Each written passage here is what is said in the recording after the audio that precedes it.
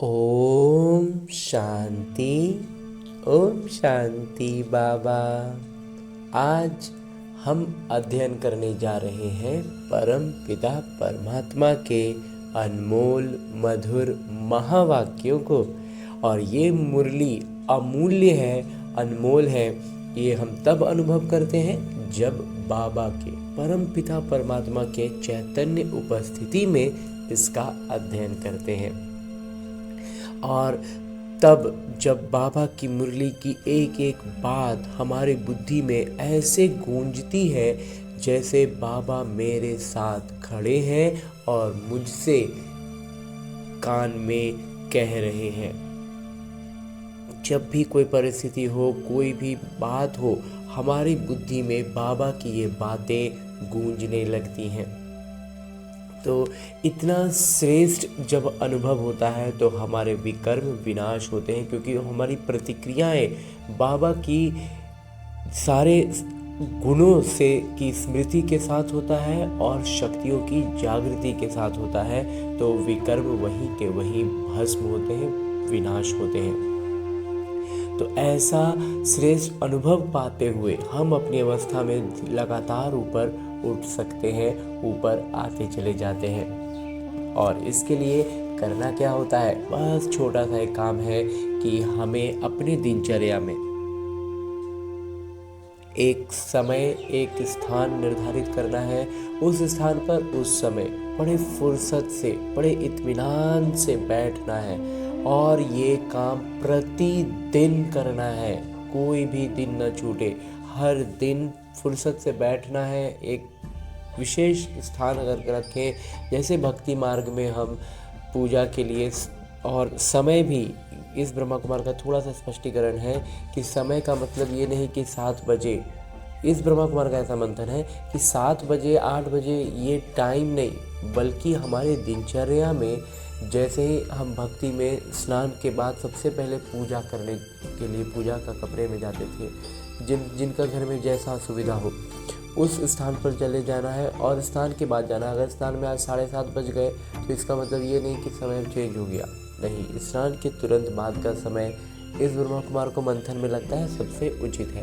तो वैसे ही स्थान भी पूजा के लिए जो अगर स्थान बना कर रखे हो तो उसी स्थान पर बैठना है। थोड़ा पवित्र हो, साफ सुथरा हो, तो उस स्थान पर बैठकर अब अपने हाथों में मुरली लेनी है और एक एक शब्द का बड़ी गहराई से अध्ययन करना है। और जब हम इसकी गहराइयों में धीरे धीरे उतरते जाएंगे ना, तो हम बाबा के चैतन्य उपस्थिति का अनुभव पाएंगे। और ये इस ब्रह्मा कुमार का ये अनुभव रहा है और आभास रहा है। इसीलिए हम मुरली का अध्ययन बड़े फुर्सत से, इत्मीनान से बैठकर स्वयं से कम एक बार ज़रूर करना है। फिर हम YouTube पर सुनते रहे, सेंटर पर जाए, सब अच्छी बातें हैं, लेकिन जब हम फुर्सत से, इत्मीनान से अकेले बैठकर खुद से जब अध्ययन करते हैं ना, तो बाबा और मैं आमने सामने बैठ बातें कर रहे हैं, ऐसा अनुभव करते हैं। तो इसके लिए और एक छोटा विधि जो हमें आत्माभिमानी स्थिति में आने के लिए करनी चाहिए, वो ये कि जब हम फुर्सत में आकर बैठ गए, मुरली हाथों में लेकर शुरू करने जा रहे हैं, तो पहले अपने इस देहभान से अलग होने का भी अभ्यास करें और अपने सूक्ष्म शरीर के साथ, यानी अपने उसी मन के को लेकर जो इस रावण की दुनिया में बहुत भटक रहा है, उसको लेकर के। क्यों भटक रहा है? क्योंकि वो इसका स्थान है ही नहीं, ये रावण की दुनिया है, तो रावण की दुनिया हमारे मन के लिए है ही नहीं, इसीलिए वो अपनी दुनिया ढूंढने के लिए इतना भटक रहा है। बिल्कुल वैसे ही जैसे एक मछली पानी के बाहर आ जाए तो बहुत छटपटाती है, इसीलिए हमारा मन इतना भटकता है। तो इसे इसके सही गंतव्य तक लेकर चलते हैं। इस शुरुआत, चूँकि ये रास्ता भूल चुका है, तो इसे हम लेकर चलते हैं अपने साथ मधुबन की धरा पर, और उसमें भी खास पांडव भवन के उसी हिस्ट्री हॉल में जहाँ मेरे बाबा ने साकार तन का, यानी इस ब्रह्मा बाबा के तन का आधार लेकर ये मुरली चलाई थी। यूँ सूत्र बाबा ने चलाई थी पहले, तभी आज हमें लिखित रूप में मिल रही है। लेकिन आज भी जब मैं आत्मा अपने आत्म अभिमानी स्थिति में स्थित होकर और स्थित होने के लिए, ये बहुत सरल अभ्यास है, इससे हम आत्माभिमानी स्थिति में स्थित होते हैं और तब बाबा की चैतन्य उपस्थिति का अनुभव पाते हैं।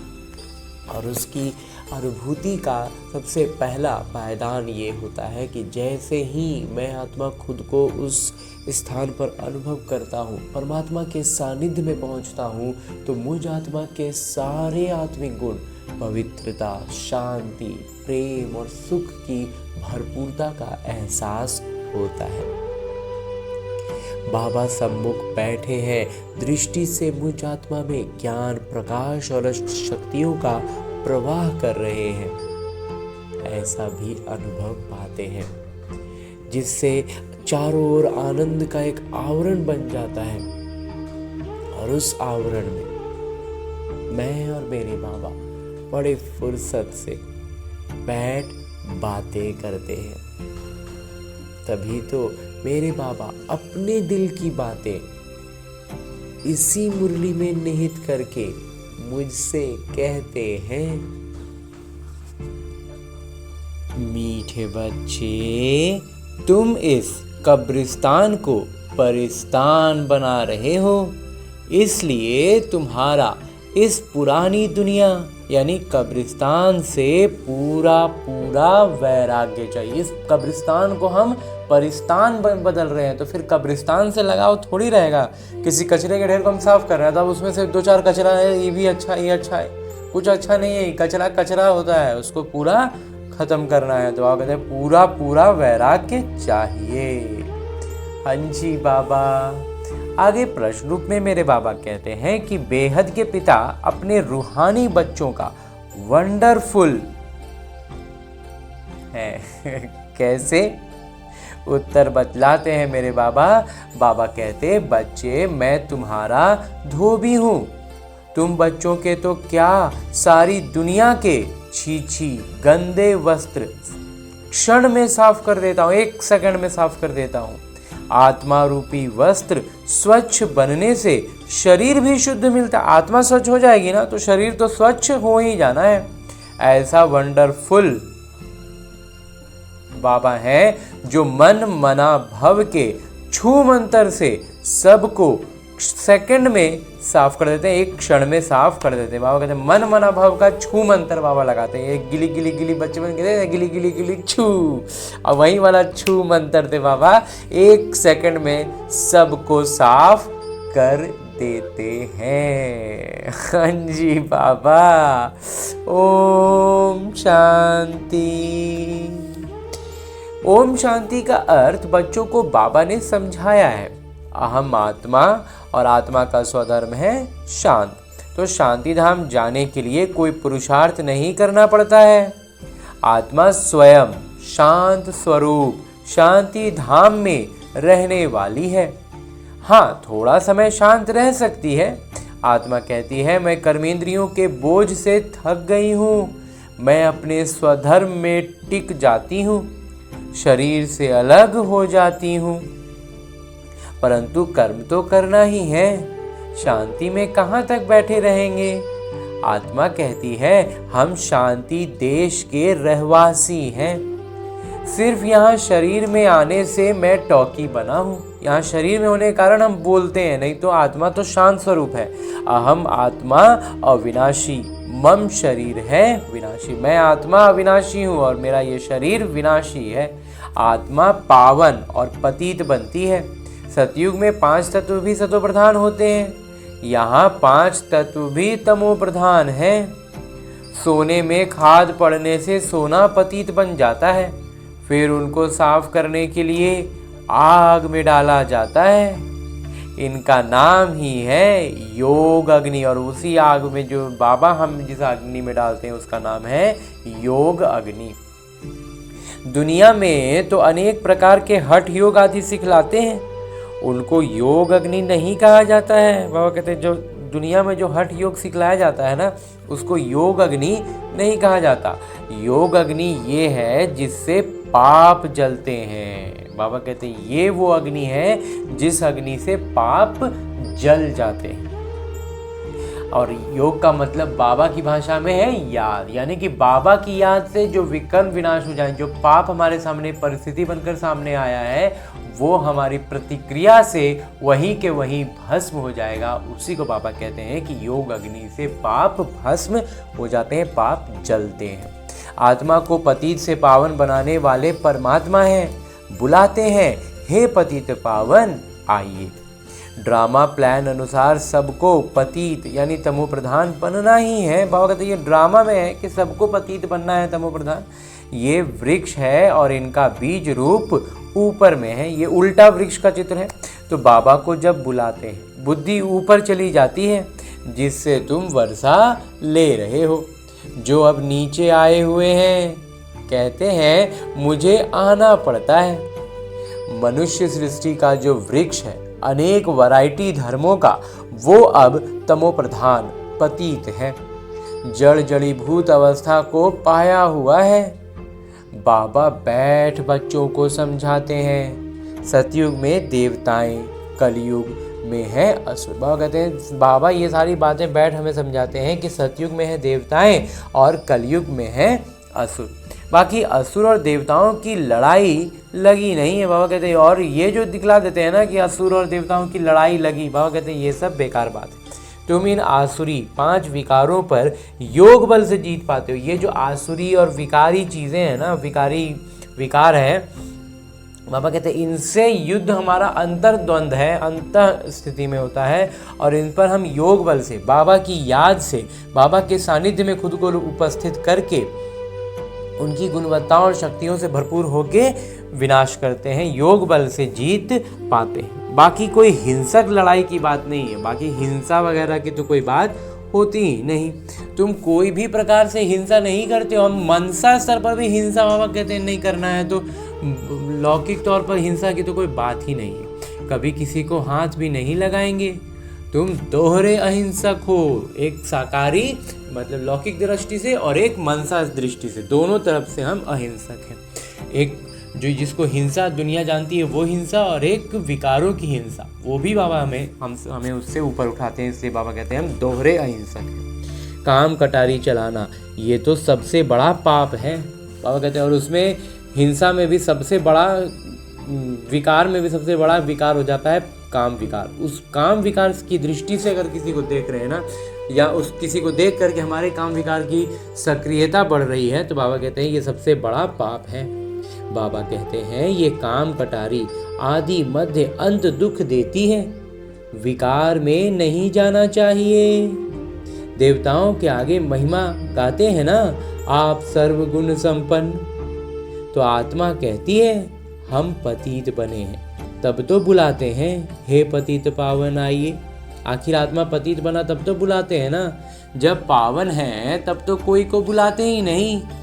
उनको स्वर्ग कहा जाता है और उस जगह को कहते हैं स्वर्ग। यहाँ तो साधु संत आदि कितनी धुन लगाते हैं, हे पतित पावन सीताराम।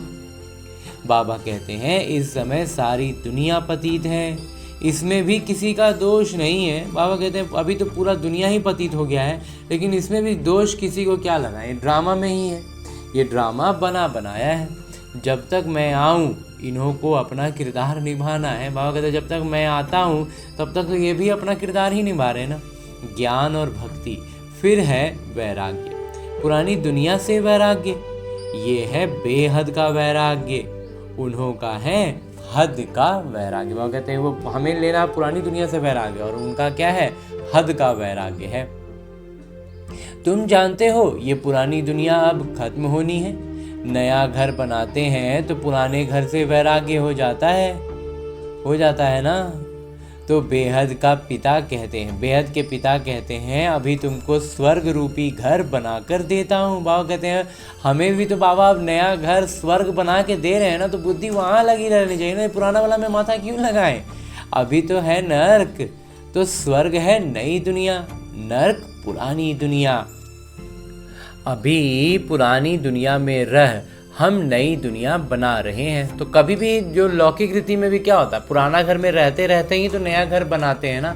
नया घर पूरा बन के तैयार हो जाता है तब उसमें गृह प्रवेश करते हैं और फिर पुरानी दुनिया छूट ही जाती है, ख़त्म ही हो जाती है। कई बार कई परिस्थितियों में ऐसा सोचते हैं हम कि अच्छा नया घर में जाते हैं तो वहाँ पर भाई 1.25 महीना कम से कम रहना है, फिर धीरे धीरे हो जाता है अच्छा रह रहे तो थोड़ा और रहते रहते सोचते नहीं हैं कि पुराना घर हम पूरी तरह से छोड़ देंगे लौकिक रीति में। और फिर धीरे धीरे ऐसा होता है कि नया घर में ऐसा हम फिर रहने लग जाते हैं ना कि पुराना घर में वापस जा ही नहीं पाते, रह ही नहीं पाते।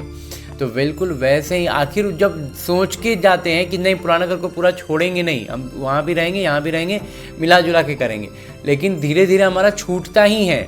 तो जब बाबा हमें कह रहे हैं कि ये छूटना ही है, वो तो लौकिक रीति से बात हो रही है। यहाँ लौकिक रीति से बाबा कहते हैं कि वो तो छूटना ही है, तो पहले ही पूरी तरह से मन बुद्धि नए घर में चलो ना।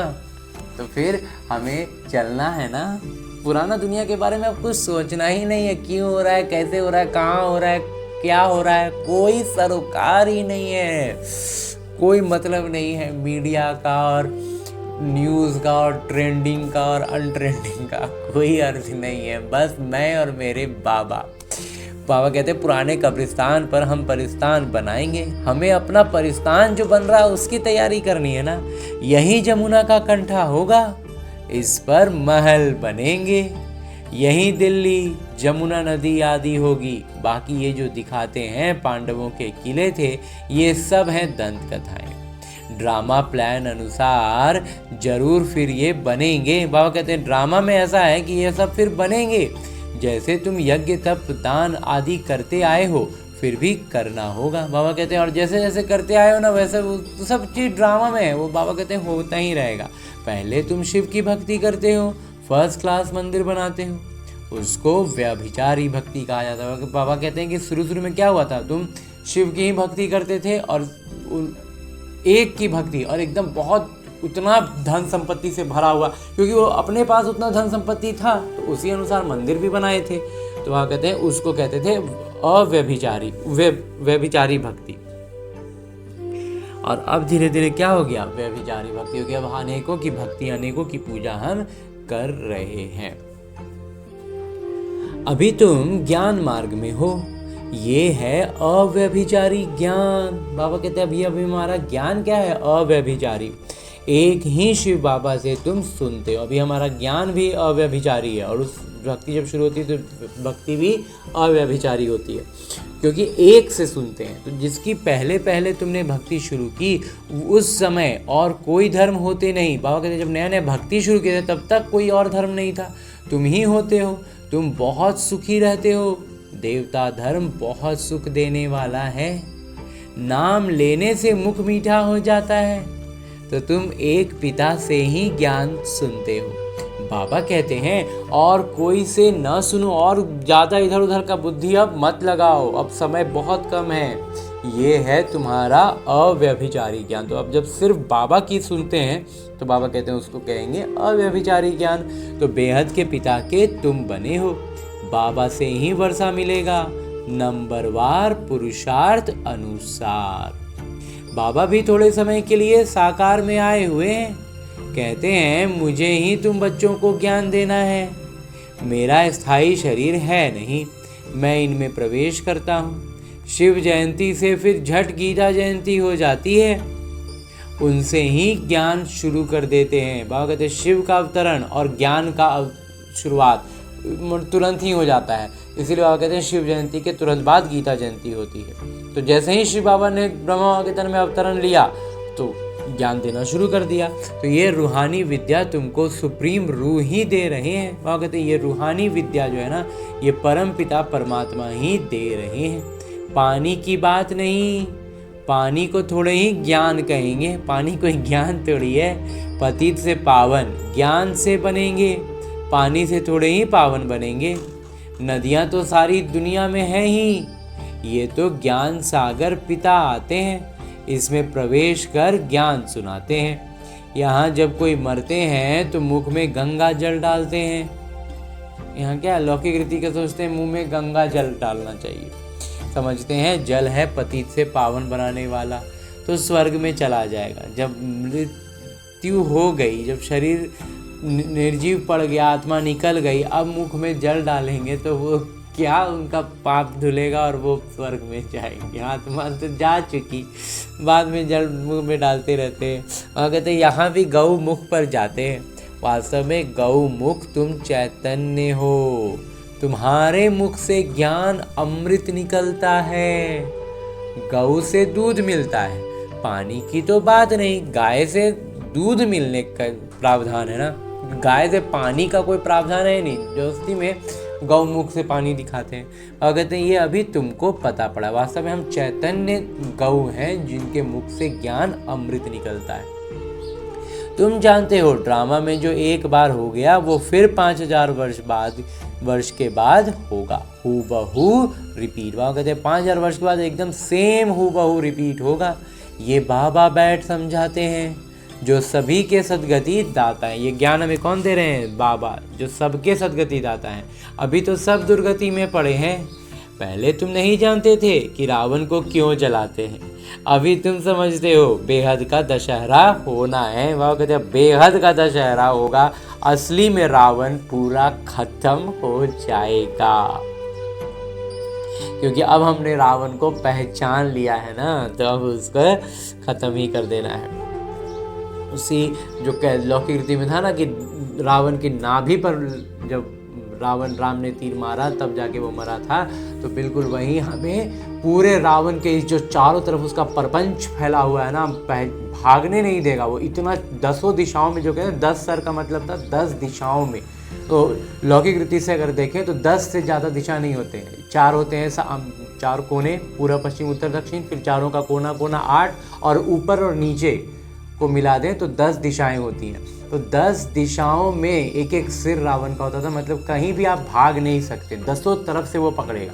तो उसको मारने का तरीका क्या था? इस ब्रह्मा कुमार को मंथन से समझ में आता है कि उसको नाभि पे, यानी कि उस शिव बाबा बिंदु जो है, उस बिंदु रूप में जब हम स्थित होते हैं ना, तब वो रावण एकदम से विलुप्त हो जाता है, खत्म हो जाता है, मर जाता है।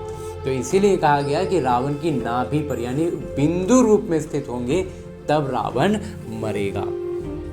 रावण के विस्तार में जाएंगे ना, सोचेंगे कि ये कर लेंगे, वो कर लेंगे, ऐसे कर लेंगे, तो नहीं होगा। पूरी तरह से बिंदु रूप में, मैं आत्मा बिंदु बस और मेरे परमात्मा बिंदु, पूरी तरह से समेट लेंगे ना खुद को, तब हम रावण को मार पाएंगे। रावण जो 10 दिशाओं में हमें घेरे हुए हैं, हम बचेंगे। हम किसी भी दिशा में सोचेंगे हम इस तरफ बढ़ जाएं, हम उस तरफ बढ़ जाएं, कहीं भी बढ़ेंगे वो हमें बढ़ने नहीं देगा। ऐसा घेरा हुआ है, ऐसा जाल बना के रखा है इस रावण ने। तो हमें उसे कैसे मारना है? तो उस बिंदु रूप में स्थित हो जाना है, उसकी नाभि पे वार करना है, तभी वो रावण मरेगा। वहाँ कहते हैं बेहद का दशहरा होना है। सारी सृष्टि पर रावण राज्य है ना, तो पूरा सृष्टि 10 दिशाओं में रावण है। ये सारी जो पृथ्वी है वो लंका है। वहाँ कहते हैं पूरी जो पृथ्वी है ना, ये एक्चुअली पूरा लंका, पूरा धरती ही बना हुआ है। और जैसा इस ब्रह्मा कुमार का मंथन रहा है, 10 दिशाओं में है, तो कहीं पर भी हम कोई भी चीज़ हो वो रावण से मुक्त नहीं है। बाबा ने मुहर मारा इस बात पर कि रावण सर्वव्यापी है, सब जगह रावण है, कोई भी जगह रावण से अभी इस समय मुक्त नहीं है। इसलिए हमें इस बात का पूरा ध्यान रखना है कि जो सारी जो पृथ्वी है वो लंका है। रावण कोई हद में नहीं रहता है, रावण का भी कोई हद नहीं है।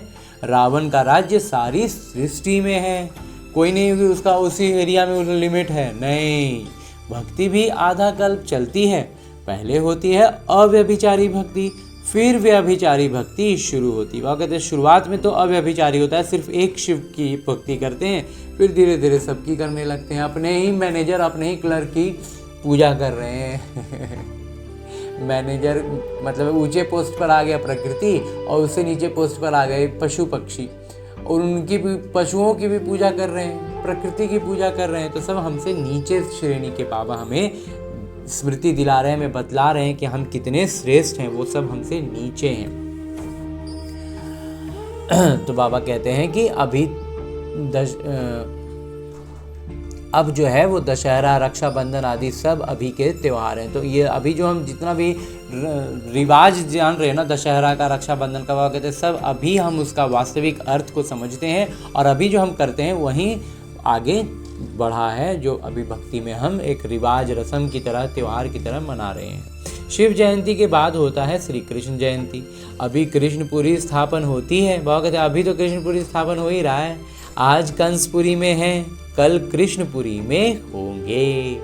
श्री कृष्ण थोड़े ही यहाँ हो सकते, श्री कृष्ण जन्म लेते ही हैं सतयुग में। वो कहते हैं इस पतित दुनिया में श्री कृष्ण पाँव थोड़ी रखेंगे, तो इसलिए वो अभी यहाँ नहीं है, वो तो सतयुग में आएंगे। वो हैं फर्स्ट प्रिंस, वो सबसे पहले राजकुमार होंगे। स्कूल में पढ़ने जाते हैं, जब बड़े होते हैं तब गद्दी का मालिक बनते हैं। बाकी ये रास लीला आदि वो तो आपस में खुशी मनाते होंगे। बाबा कहते हैं बाकी जो रास लीला वगैरह है ना, ये तो कहते हैं आपस में खुशी तो मनाएंगे ही ना, वो तो माहौल तो सतयुग का स्टार्ट हो ही जाता है। तो इसलिए बाबा कहते हैं वो बैठकर श्री कृष्ण जो है आपस में रास लीला करना जो है खुशी मनाने की वो एक परिचायक है, वो उस चीज़ को दर्शाता है। बाकी श्री कृष्ण किसी को बैठ ज्ञान सुनाए, ये हो कैसे सकता है? बाकी ज्ञान सुनाने का काम श्री कृष्ण नहीं करते हैं। वो अलौकिक मुरली जो बाबा चला रहे हैं वो मुरली श्री कृष्ण की नहीं है। सारी महिमा एक शिव बाबा की है जो पतितों को पावन बनाते हैं। तुम कोई बड़े ऑफिसर्स को समझाओ तो कहेंगे आप सही कहती हो, परंतु वो और किसी को सुना ना सकें। बाबा कहते हैं हम जब सुनाएंगे ना किसी को तो वो हमारी बात में हाँ हाँ कर देंगे, लेकिन वो फिर आगे किसी और को सुनाए ये नहीं होगा, क्योंकि वो खुद में धारण नहीं हुई ना बात। उनकी बात कोई सुनेगा नहीं। ब्रह्मा कुमार कुमारी बना और सब कहेंगे इनको तो जादू लग गया, और अगर वो ब्रह्मा कुमार कुमारी बन गया तो लोग कहेंगे कि इनको जादू लग गया।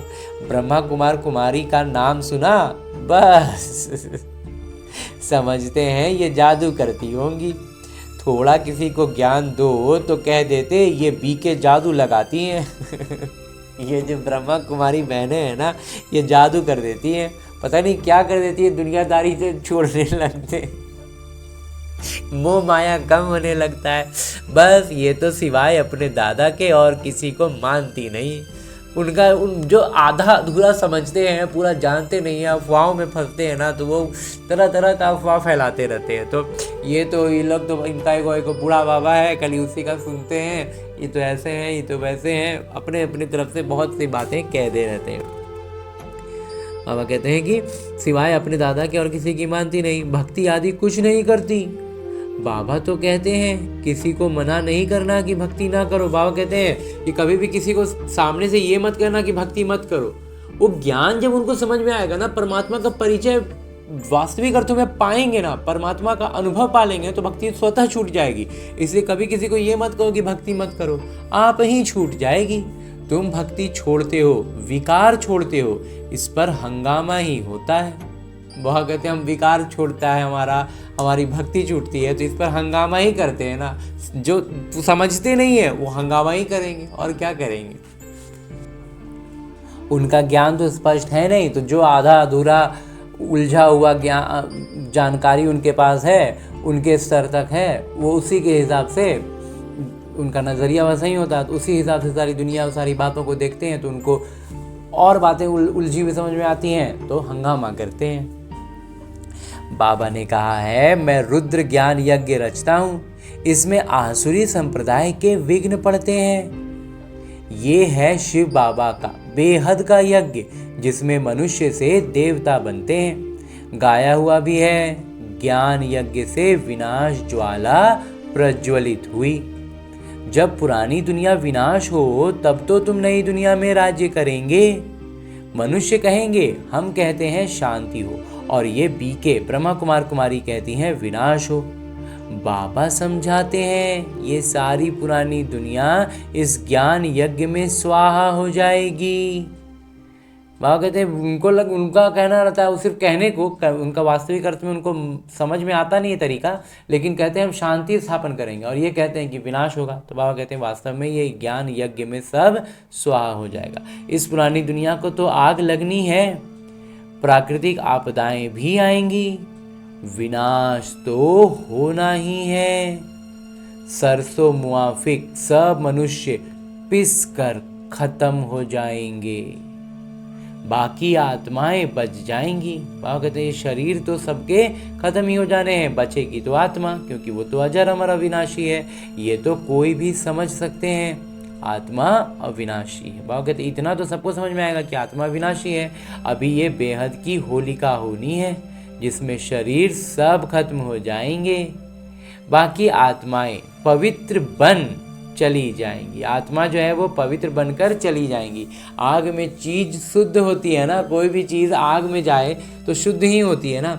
हवन करते हैं शुद्धता के लिए, वो सब है जिस्मानी, वो लौकिक रीति की बातें हैं। अभी तो सारी दुनिया स्वाहा होनी है, विनाश के पहले जरूर स्थापना हो जानी चाहिए। किसी को भी समझाओ तो पहले बोलो स्थापना फिर विनाश। बाबा कहते हैं कभी भी किसी को समझाओ ना तो पहले स्थापना की बात करो तब विनाश की। ब्रह्मा द्वारा स्थापना, प्रजापिता तो मशहूर है ना, आदि देव और आदि देवी। जगत अम्बा के भी लाखों मंदिर हैं। बाबा कहते हैं जगत अम्बा के भी कितने लाखों मंदिर हैं, आदि देव और आदि देवी। तो कितने मेले लगते हैं और उन पर मेले कितने लगते हैं। तुम हो जगत अम्बा के बच्चे, ज्ञान ज्ञानेश्वरी, फिर बनेंगे राज राजेश्वरी। तुम बहुत धनवान बनते हो, फिर भक्ति मार्ग में लक्ष्मी से दीपमाला पर विनाशी धन मांगते हैं। बाबा कहते हैं तुम भक्ति मार्ग में क्या है, लक्ष्मी पूजा का दिवाली के दिन दीपमाला पर विनाशी धन मांगते हैं, इतना पैसा उतना पैसा, इस चीज़ के लिए पैसा। यहाँ तो सब कुछ मिल जाता है। आयुष्मान भव पुत्रवान भव।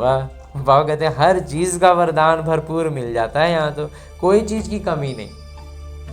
तुम जानते हो हमारी आयु 150 वर्ष की रहती है। बाबा कहते हैं जितना योग लगाएंगे उतना आयु बढ़ती रहेगी। तुम ईश्वर से योग लगाकर योगेश्वर बनते हो, मनुष्य तो है भोगेश्वर। बाबा कहते हैं हम ईश्वर से योग लगा के क्या बन गए, योगेश्वर, और मनुष्य जो है वो क्या है, भोगेश्वर। कहा भी जाता है विकारी मूत पलीती कपड़े धोए। बाबा कहते हैं मुझे धोबी भी कहते हैं। बाबा क्या है, धोबी भी बन जाते हैं, हमारे सारे पाप विकारों को धो डालते हैं। मैं सब आत्माओं को आकर साफ करता हूँ, फिर शरीर भी नया शुद्ध मिलेगा।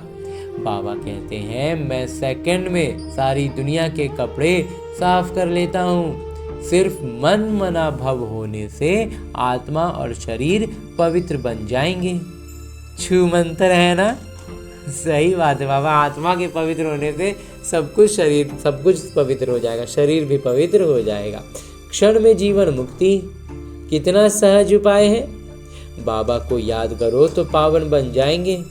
चलते फिरते सिर्फ बाबा को याद करो और कोई जरा भी तकलीफ तुमको नहीं देता हूँ। और कहते हैं इतना सा भी तुमको तकलीफ नहीं देता हूँ कि तुम कोई चीज़ का ऐसे करो तो तकलीफ का एहसास हो रहा है। तो बाबा कहते हैं मतलब एक तरह से कहें तो वो बाबा की याद में हम नहीं है, हम बाबा की याद में रहेंगे। दोनों बातें होती हैं। एक तो है कि जब हम पूरी तरह से कोई भी विशेष तकलीफ वाला काम ना कर रहे हों तो हम बाबा की याद में हैं, और अगर इस तरह से देखें कि हम जब बाबा की याद में हैं तो हमें कोई तकलीफ होगी नहीं। तो लौकिक रीति से कुछ चीज़ें होती है ना, जो हम जैसे भक्ति में खास करके भक्ति का बहुत सा संस्कार हमारे अंदर भरा होता है कि जब तक ये नहीं करेंगे तब तक ये ऐसे नहीं करेंगे, जब तक वो नहीं करेंगे तब तक ऐसे नहीं करते हैं, इसको ऊपर नहीं रखते हैं, इसको नीचे नहीं रखते हैं, ये आगे नहीं होता है। इससे ज़रा कि ना 50 चीज़ों में हमारी बुद्धि फंसी होती है। उन सब चीज़ों से बाबा हमें मुक्त करने के लिए ये बात कहते हैं कि किसी भी तरह का कष्ट तकलीफ बाबा हमें जरा भी कोई तकलीफ नहीं देते हैं। बाबा कहते हैं कुछ भी करो, जैसे भी करो, ये दुनिया का बारे में कुछ सोचो ही मत कि इसमें ये वो ऐसे वैसे, कुछ कोई मतलब नहीं है। सिर्फ बुद्धि में बाबा की याद होनी चाहिए, बाकी सब शुद्ध हो जाएगा, सब अच्छा हो जाएगा, क्योंकि हमारी प्रतिक्रिया अच्छी होनी चाहिए, बाबा के समान होनी चाहिए। बस बाकी बाबा कहते हैं कोई जरा भी तकलीफ तुमको नहीं देता हूँ, सिर्फ याद करना है। तो अभी तुम्हारी एक एक क्षण में चढ़ती कला होती है। बाबा कहते हैं अभी हमारा एक एक क्षण जो है ना चढ़ती कला है, तो हमें बस इसी बात का ध्यान रखना है। बाबा कहते हैं मैं तुम बच्चों का बन आया हूँ, तुमने बुलाया ही है, हे पतित पावन आइए, आकर हमको पावन बनाइए। अच्छा बच्चे आया हूं तो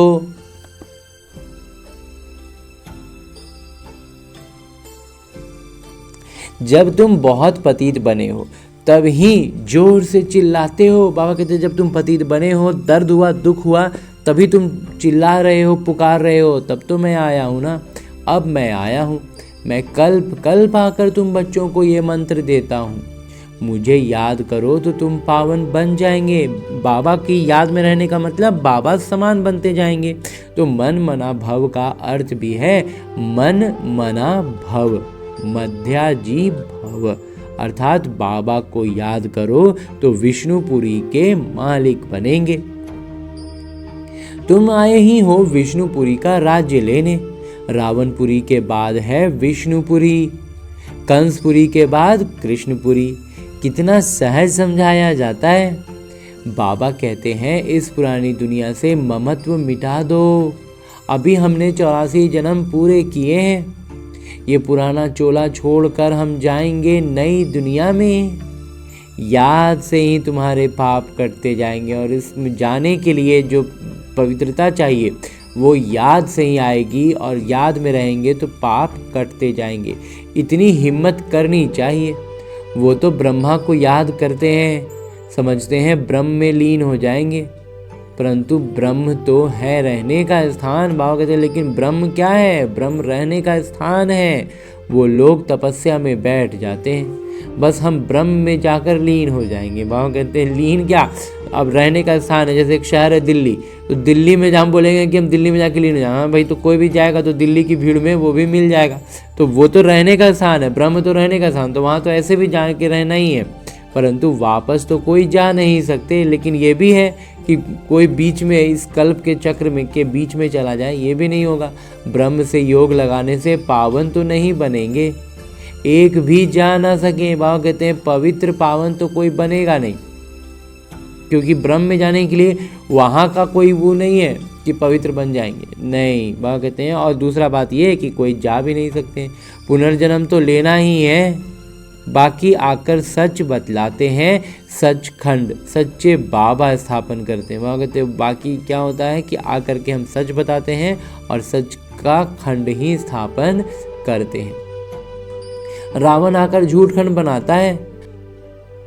अभी ये है संगम युग, इसमें तुम उत्तम से उत्तम बनते हो, इसलिए इनको पुरुषोत्तम कहा जाता है। तुम कौड़ी से हीरे जैसा बनते हो, ये है बेहद की बात। उत्तम से उत्तम मनुष्य हैं देवताएं। उत्तम से उत्तम मनुष्य हैं देवताएं, तो अभी पुरुषोत्तम संगम युग पर तुम बैठे हो।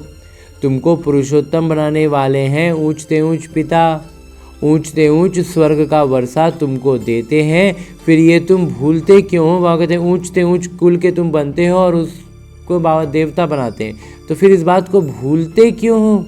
बाबा कहते हैं मुझे याद करो।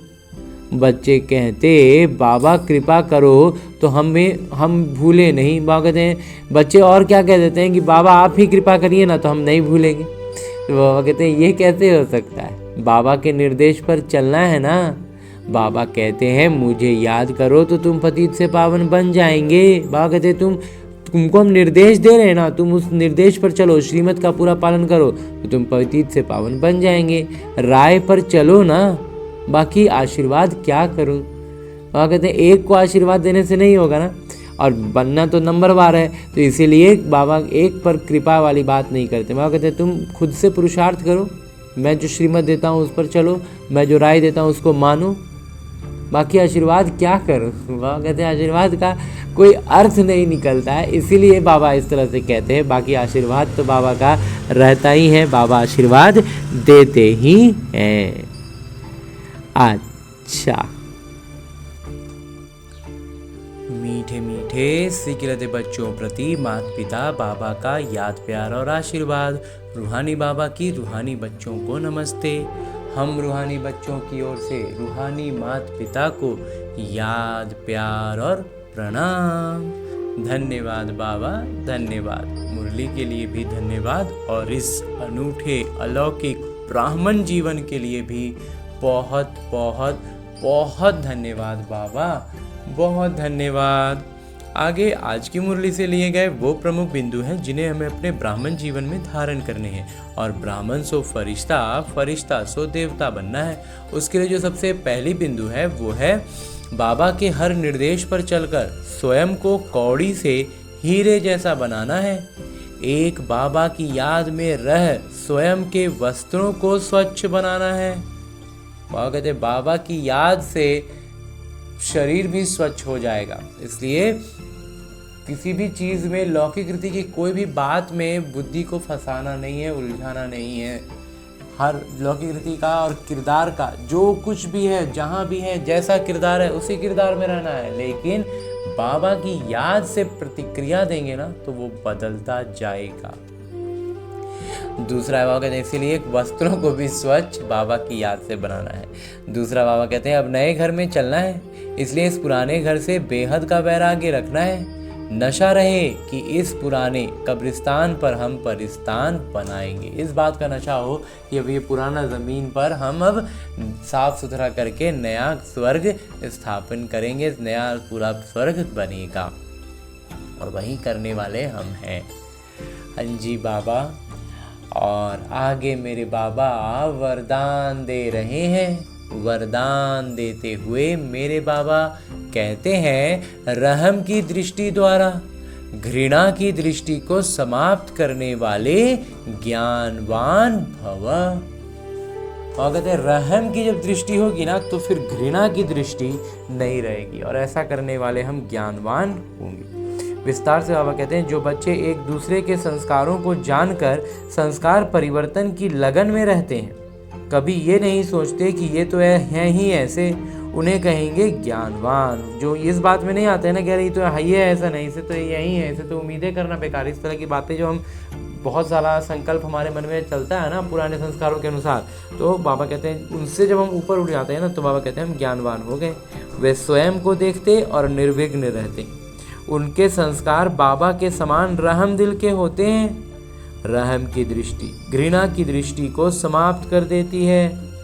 ऐसे रहम दिल बच्चे कभी आपस में खिटखिट नहीं करते, वे सपूत बनकर सबूत देते हैं। बाबा कहते हैं जब आपस में आत्माओं का, चाहे वो लौकिक परिवार हो अलौकिक परिवार हो, कोई भी हो, उसमें क्या होता है आपस में जब खिटखिट होने हो अगर, तो उसमें क्या होता है कि ये तो ऐसा है, ये तो ऐसा है, ये तो ऐसे नहीं करता है, वैसे नहीं करता है, ये तो सुनता नहीं है, ये तो मानता नहीं है, ये तो अपने ही मन से करता है, 50 तरह की बातें हैं। तो वो सारे संकल्प अगर आ रहे हैं ना तो बाबा कहते हैं वो सपूत बच्चा नहीं हुआ। उसका नज़र, उसका दृष्टि घृणा की दृष्टि नहीं हो तो मतलब उसको खराब कहने का मतलब होता है, हम दूसरी आत्मा को खराब कहते रहते हैं कि उनका ये संस्कार खराब है, ये वो बेकार है। तो वह कहते हैं वो घृणा आता है, वह कहते हैं घृणा की दृष्टि को समाप्त कर देती हैं और रहम की दृष्टि रखते हैं। ऐसा रहम दिल बच्चा अगर हम बन गए ना तो फिर वो खिटपिट होगा ही नहीं ना, हमको उन पर रहम आएगा, उनके बारे में हमारे मन में कोई घृणा होगी ही नहीं, तो हम रहम दिल बच्चे हो जाएंगे, आपस में खिटखिट नहीं करेंगे और यही हमारे सपूत बनने का सबूत होगा। हाँ जी बाबा। और आगे स्लोगन है, मुरली का उपदेश है कि सदा परमात्म चिंतन करने वाले ही बेफिक्र बादशाह हैं।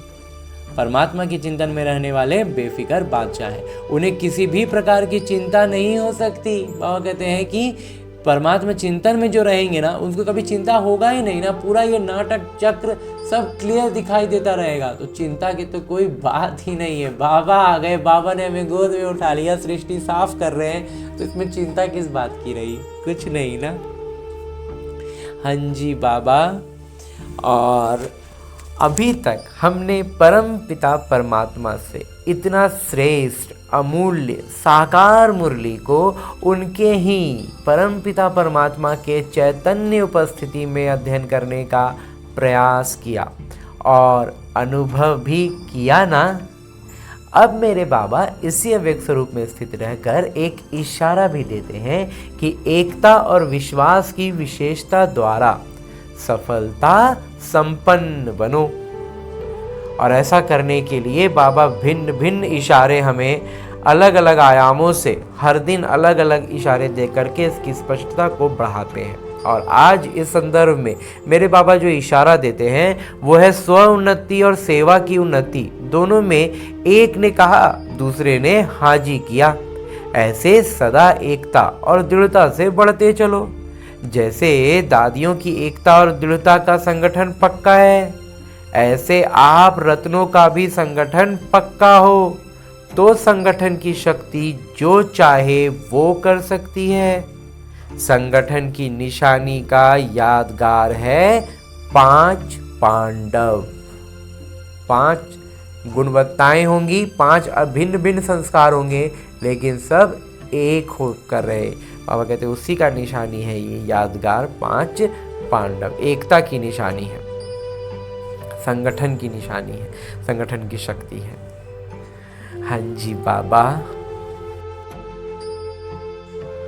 और अब हमने परमपिता परमात्मा का इतना श्रेष्ठ ज्ञान मुरली को उनकी चैतन्य उपस्थिति में अध्ययन किया, उनसे वरदान प्राप्त किया।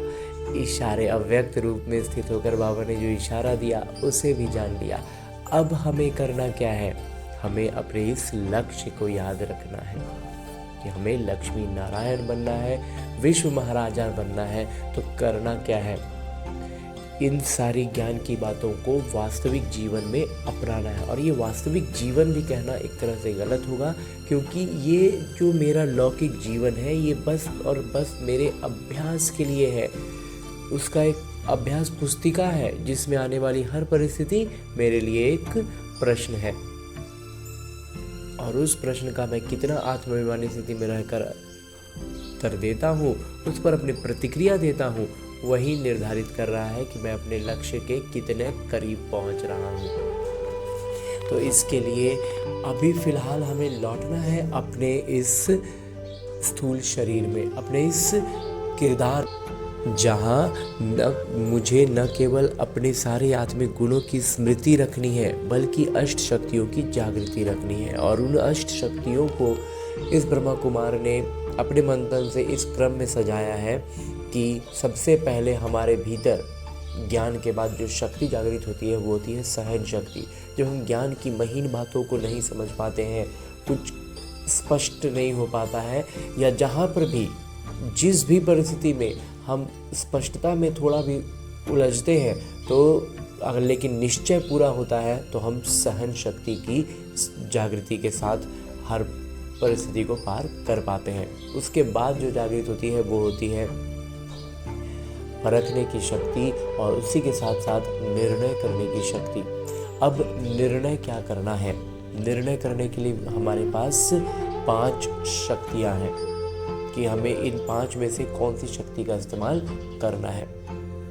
तो इसमें सबसे पहला इस ब्रह्मा कुमार को लगता है कि है समेटने की शक्ति। समेटने की शक्ति का अर्थ है, इस ब्रह्मा कुमार का मंथन रहा है कि सबसे पहले जो आती है वो है समेटने की शक्ति। समेटना क्या है? अपने उन पुराने संस्कारों को जो रावण के प्रभाव में बने हैं। दूसरा है समाने की शक्ति।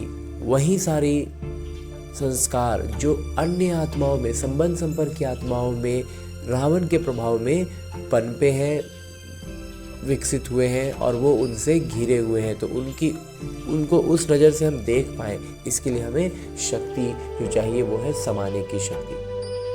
तो उनके रावण के प्रभाव में बने संस्कारों को समाने की शक्ति। उसके बाद जो आती है वो है संकीर्णता की शक्ति। संकीर्णता की शक्ति का अभिप्राय इस ब्रह्मा कुमार के मंथन के अनुसार है कि जहां पर हमारा हस्तक्षेप का या फिर हमारे इन्वॉल्व होने का, हमारे उससे जुड़ने का कोई अर्थ नहीं है, हमारे लिए वो व्यर्थ है, तो वैसे में अपने आप को उसमें जोड़कर हम खामोखा में कहीं उलझ ना रहे हो, इसके लिए भी, इसका स्पष्टीकरण के लिए भी हमें शक्ति चाहिए कि जहाँ ज़रूरत, मतलब संकीर्णता के साथ, मतलब जिसको कहते हैं कि आराम से हम निकल सकते हैं और हम झूठ मूठ में फंस रहे हैं, वो काम ना करके, तो इसके लिए भी शक्ति चाहिए। तो वही है संकीर्णता की शक्ति। उसके बाद जो है वो है सामना करने की शक्ति। तो ये भी हमें परखना होगा ना कि हम यहाँ से एकदम मतलब बिना किसी जुड़ाव के एकदम सीधे निकल सकते हैं, या फिर हम निकल नहीं सकते तो हमें उसका सामना करना ही है। तो हम उस परिस्थिति का, उन बातों का अच्छे से सामना कर पाए, उसके लिए भी हमें जो शक्ति चाहिए वही है सामना करने की शक्ति।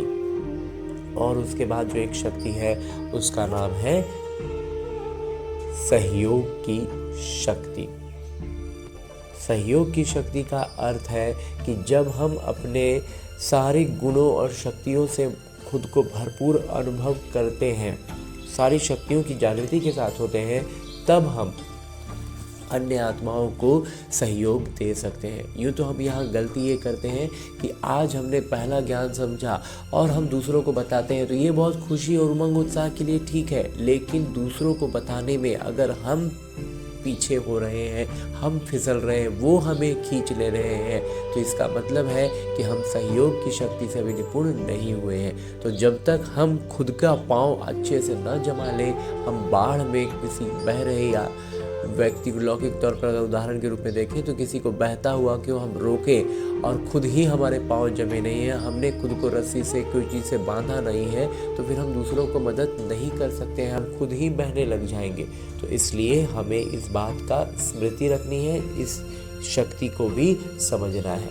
तो इस तरह की अष्ट शक्तियों की जागृति के साथ सारे सातों आत्मिक गुणों को स्मृति में रखते हुए सारी प्रतिक्रियाएं हमारे इसी अनुसार हो, ऐसा अभ्यास करने के लिए लौटते हैं अपने इस किरदार में, अपने स्थूल शरीर में। अच्छा, ओम शांति।